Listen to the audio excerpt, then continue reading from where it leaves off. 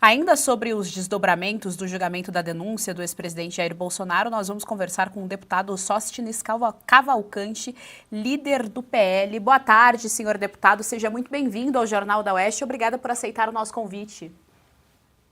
Boa tarde, Geisiane Freitas. Boa tarde a todos os internautas, aqueles que assistem e acompanham o Jornal da Oeste, esse importante veículo de informação que informa a todos nós brasileiros. Senhor deputado, a nossa primeira pergunta, o senhor, é em relação a essa fala do advogado do ex-presidente Jair Bolsonaro.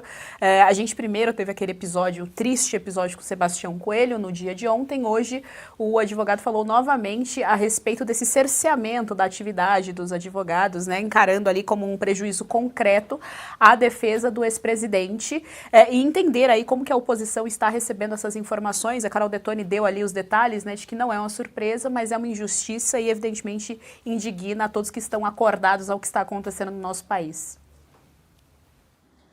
Todos nós do PL estamos indignados com o descaso do judiciário brasileiro, com o exercício da advocacia. O episódio ontem já dito por você, do ex-desembargador Coelho, hoje o advogado fazendo as mesmas queixas e outros advogados e outros réus que passaram a ser a partir de hoje, também com as mesmas queixas. O devido processo legal neste processo não está sendo respeitado em lugar nenhum. Aliás, desde o seu nascedouro, porque o STF não é o foro de gente que não tem foro privilegiado. Deveria estar na primeira instância. Então, assim, é um processo eivado de erros jurídicos, eivados de procedimentos que não respeitam o devido processo legal e é um assinte à democracia brasileira. A nossa Constituição está sendo violada pelos ministros do Supremo Tribunal Federal. Nós sabemos disso por simplesmente um desejo frenético de uma perseguição política ao líder político mais forte eleitoralmente do país. Haja vista que depois que ele perdeu a eleição, entregou o comando, fez todo o comando natural, o Brasil não sofreu nenhum golpe, a prova é de que a gente continua com um governo que ganhou no processo eleitoral de 2022 e agora a gente encontra um processo deste sem fundamento nenhum e o presidente Bolsonaro sendo simplesmente perseguido pelo judiciário porque ele continua mais popular que nunca. Todas as pesquisas o colocam na liderança, inclusive do atual mandatário da República, e isso preocupa muito o sistema. Sistema este, atual executivo, com o Supremo. Eu digo que nós estamos num governo da suprema esquerda, frase essa do meu colega senador Rogério Marinho. Marina Helena, nós estamos com o deputado federal Sóstenes Cavalcante. Sua pergunta. Deputado Sóstenes, como você bem disse, né, vimos aí um julgamento político, uma decisão política do nosso Supremo. Então, a resposta agora só pode ser política. A quem recorrer depois de uma decisão como essa? Então, a minha pergunta é: o que a oposição está preparando? O que a gente pode esperar de resposta política para todos esses desmandos? Primeira coisa, hoje aqui na Câmara, nós vamos para obstrução total e não vamos aceitar nenhum tipo de votação aqui no ambiente da Câmara. Imagino que o Senado está fazendo o mesmo esforço, que é a nossa primeira resposta política desta indignação que toma conta de todos nós, brasileiros de bem, que estamos vendo um homem público que não tem uma acusação de roubo. Eu não assisti o julgamento, até porque eu já sabia do resultado. Todos nós sabemos que era um julgamento político.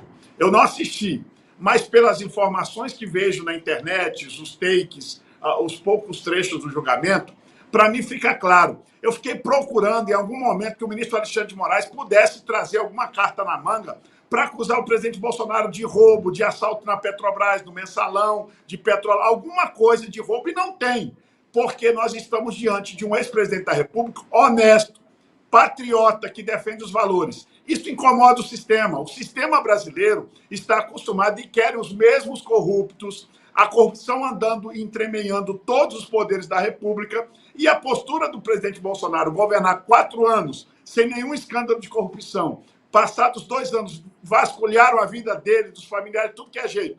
As joias que falaram que era roubo, o TCU agora fala que as joias eram dele. Não tem nada de corrupção para acusá-lo, e aí ficam inventando um pseudo-golpe contra prédios públicos, que aconteceu, na verdade, foi uma manifestação no dia 8, que alguns depredaram patrimônio público e, na minha avaliação, devem responder por este crime, e aí querem inventar uma narrativa. Agora, me estranha ver o ministro Alexandre de Moraes, o ministro do Supremo Tribunal Federal, que normalmente a gente espera que só fale nos autos, vira público falar em narrativa do batom da Débora, das senhorinhas da Bíblia. Ora, se o ministro do Supremo Tribunal Federal agora quer desfazer narrativas e construir a sua própria narrativa, o processo legal nesse Brasil, lamentavelmente, já foi jogado na lata do lixo. Jorge Serrão, sua pergunta ao deputado federal Sóstenes Cavalcante. Deputado Sóstenes Cavalcante, eu vou insistir em uma tese que é importante, além da defesa da anistia, que é algo importantíssimo, fundamental, que já está sendo tocado.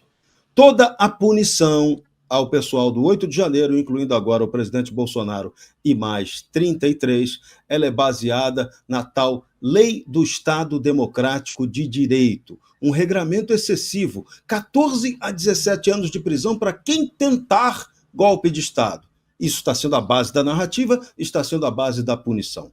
Não seria necessária também uma campanha de mobilização para a revogação dessa lei do Estado Democrático de Direito, que substituiu o tal entulho autoritário da Lei de Segurança Nacional? Parece que essa lei é mais entulho do que a velha lei da ditadura.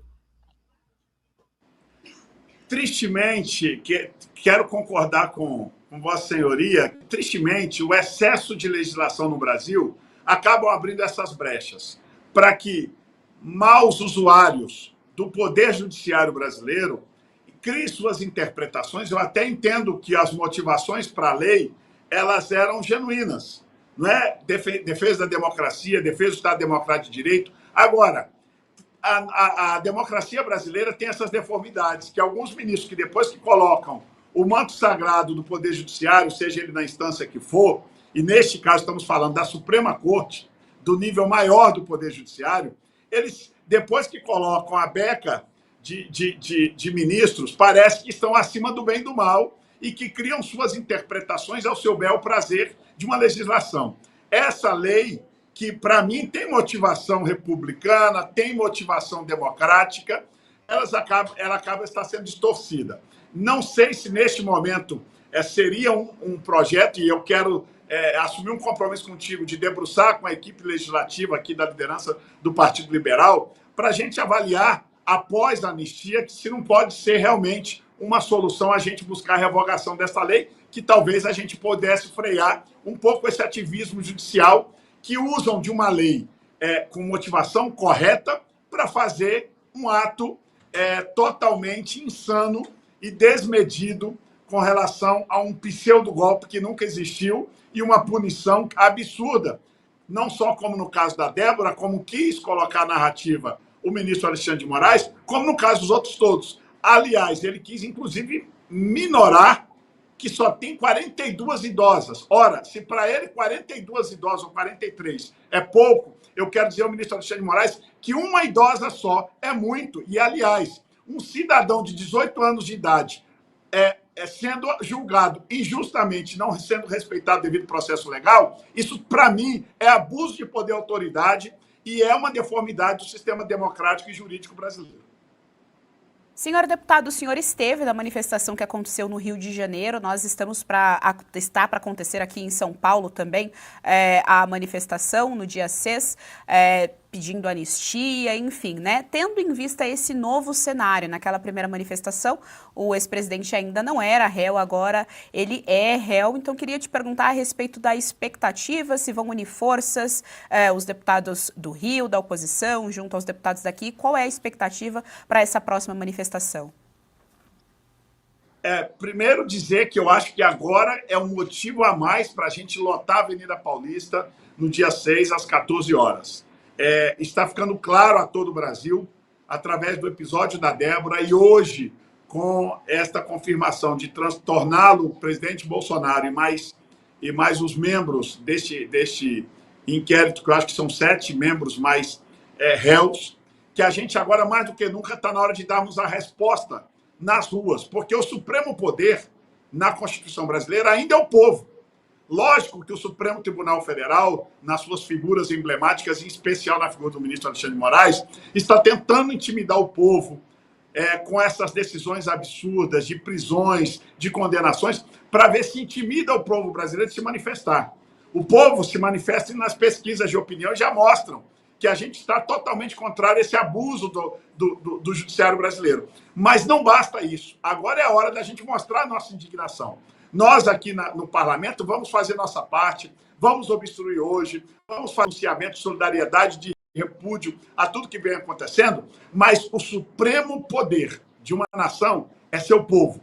E está na hora do povo patriota, daquele que ama o verde e amarelo, daquele que canta Brasil de verdade, aquele que canta Terra Amada Gentil, de nós ocuparmos as ruas, a Avenida Paulista no dia 6 de abril, às 14 horas, e darmos uma resposta popular.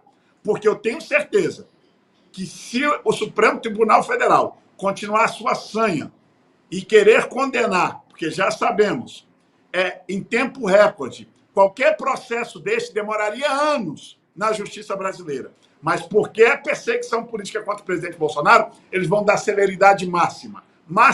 E se chegarem ao desatino de querer condená-lo e prender, este Brasil vai parar. E a gente precisa começar a dar este recado já no dia 6. A nossa indignação estará na Avenida Paulista com a multidão de brasileiros vestidos de verde e amarelo, demonstrando a nossa indignação por essa perseguição ao maior líder político da história brasileira, Jair Messias Bolsonaro, e todos os demais réus que injustamente estão sendo condenados por algo que nunca existiu, que é um pseudo-golpe.